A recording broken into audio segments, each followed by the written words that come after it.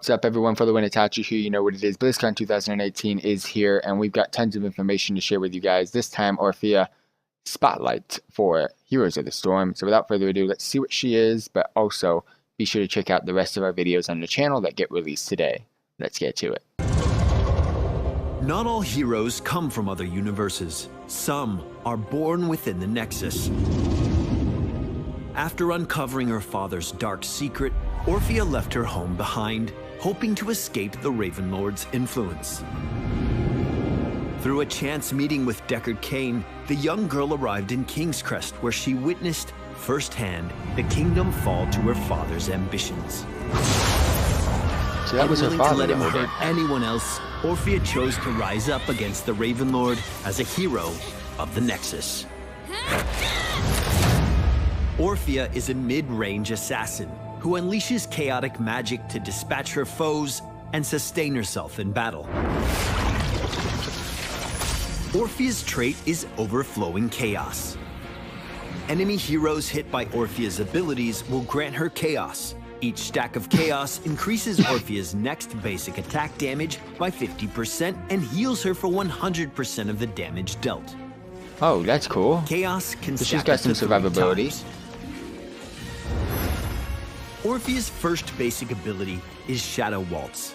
After a quick wind-up, she slams a tendril into the ground, dealing damage to enemies caught in its trajectory. If an enemy hero is hit with Shadow Waltz, its cooldown is reduced, and Orphea will dash a short distance upon moving after the ability is completed. Chomp is an ability Orphea can really sink her teeth into.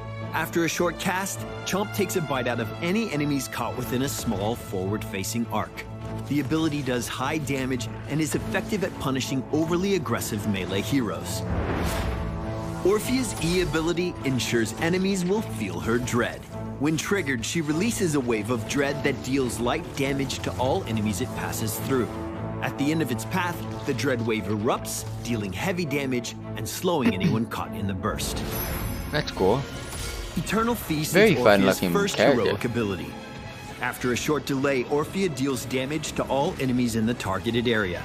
If an enemy hero is caught by the impact, the heroic immediately triggers again, and again, and again. So it's non-stop until they die Crushing or get Jaws out. is Orphea's heroic That's option cool. for players who prefer crowd control. Once cast, Crushing Jaws pulls all enemies in a targeted area towards a central point, dealing damage and stunning all those affected. Ooh. I never wanted this power, but I'll accept it. Orphea is most effective when hitting multiple heroes at once with her abilities to max out her chaos. Since all of her abilities have a wind-up, precision and foresight are keys to unlocking her potential. Weaving in basic attacks while Orphea has chaos increases her damage output significantly and provides a strong source of self-sustain, enabling her to stay in fights for longer periods of time.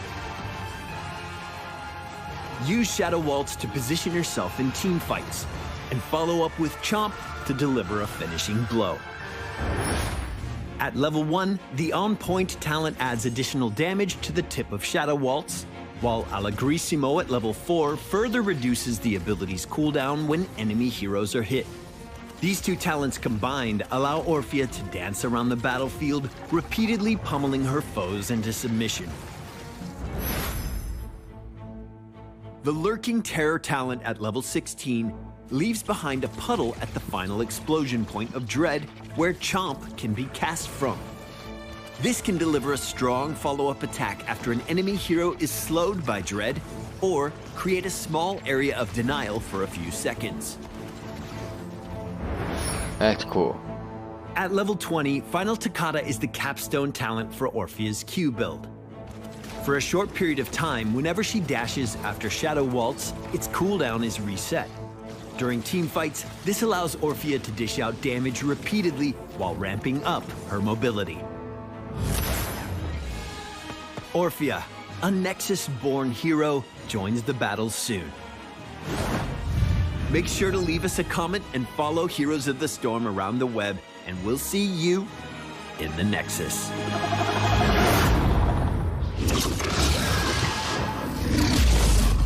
I gotta admit, that is really, really cool. I'm looking forward to that, and I actually might play Heroes of the Storm because of just that hero. The hero looks great, and the game has been, well, not just because of her, because the game has actually been getting some cool heroes recently, such as Mal'Ganis, and you guys know I like Warlocks, so thank you all very much for tuning in. What do you guys think about the new hero? Post down below. Peace.